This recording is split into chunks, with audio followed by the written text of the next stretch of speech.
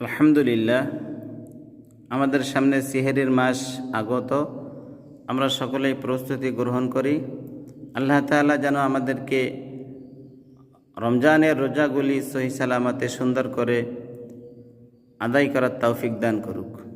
সকলে বলি আমিন।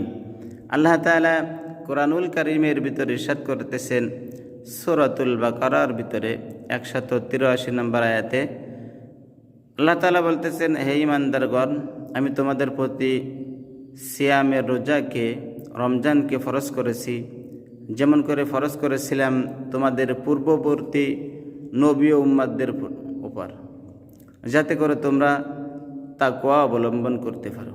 আল্লাহ তাআলা আমাদেরকে এই সিয়াম সাধনার মাধ্যমে, রোজা পালনের মাধ্যমে আমরা যেন তার সন্তুষ্টি অর্জন করতে পারি, তাকওয়ার গুণ অবলম্বন করতে পারি, তাকওয়া অর্জন করতে পারি। আল্লাহ তাআলা আমাদেরকে সেই তৌফিক দান করুক। আল্লাহুম্মা আমিন।